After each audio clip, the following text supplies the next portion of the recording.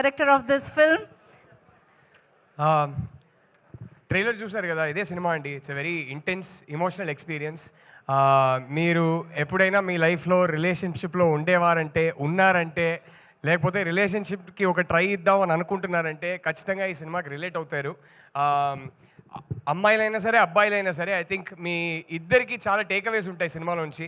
So trailer ఏం promise చేస్తుందో ఇదే సినిమా.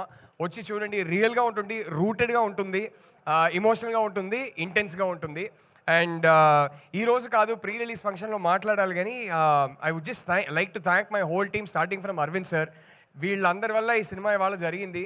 అండ్ మీ అందరికీ నేను రిక్వెస్ట్ చేసుకుంటున్నది ఏంటంటే, ప్రతి డైరెక్టర్ చెప్పేదే, కానీ మేము అది ఫీల్ అవుతాం కాబట్టి చెప్తాం.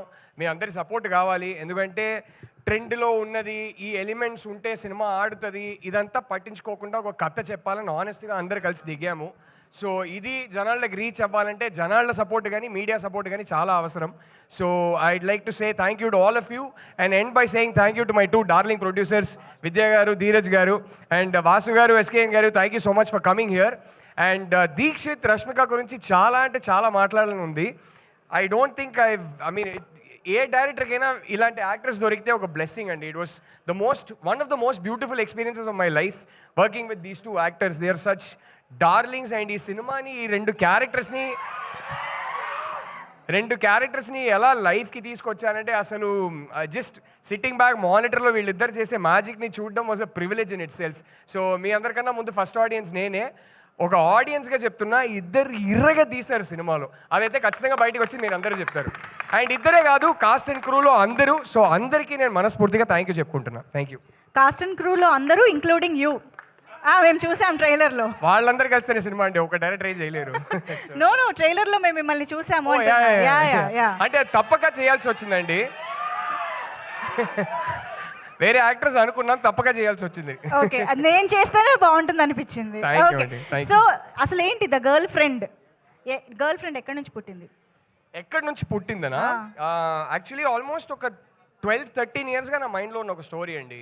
అండ్ నేను హాస్టల్లో ఉన్నప్పుడు ఒక చిన్న ఇన్సిడెంట్, ఆ ఇన్సిడెంట్ మైండ్లోనే ఉండిపోయింది. ఆ ఇన్సిడెంట్ తర్వాత మెల్లగా ఒక 12-13 ఇయర్స్ బ్యాక్ అది మెల్లగా స్టోరీగా ఫామ్ అయింది. ఒక 5 ఇయర్స్ బ్యాక్ స్క్రీన్ ప్లేగా రాసుకున్నాను. And I'm just grateful, universe కన్స్పైర్డ్, దీనికి టైం వచ్చింది ఇప్పుడు. సో ఫైనలీ ఇవాళ ఇప్పుడు తీసి మీ ముందుకి తీసుకురాబోతున్నాం. సో గర్ల్ ఫ్రెండ్ ఎక్కడి నుంచి పుట్టింది అంటే, నా గర్ల్ ఫ్రెండ్ నుంచే పుట్టిందని చెప్తారేమో అని ఆ ఆన్సర్ ఎక్స్పెక్ట్ చేసి అడిగాను. 11 ఇయర్స్గా వైఫ్ ఏనండి, గర్ల్ ఫ్రెండే లేదండి. వైఫ్ లోనే గర్ల్ ఫ్రెండ్ కూడా ఉంటుంది. అదేమో కరెక్ట్, అదైతే కరెక్టే కదా.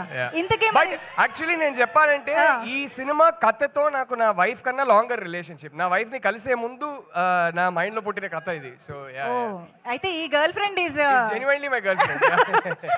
ఓకే, ముందు వైఫ్ కంటే ముందు వచ్చింది అనమాట. సో అయితే ఇది చాలా లాంగ్ రిలేషన్షిప్ కాబట్టి మా అందరికి అంతే అద్భుతంగా ట్రాన్స్లేట్ చేశారని మేము నమ్ముతున్నాము. Thank you so much. Looking forward to watch the film. Thank you so much Rahul గారు.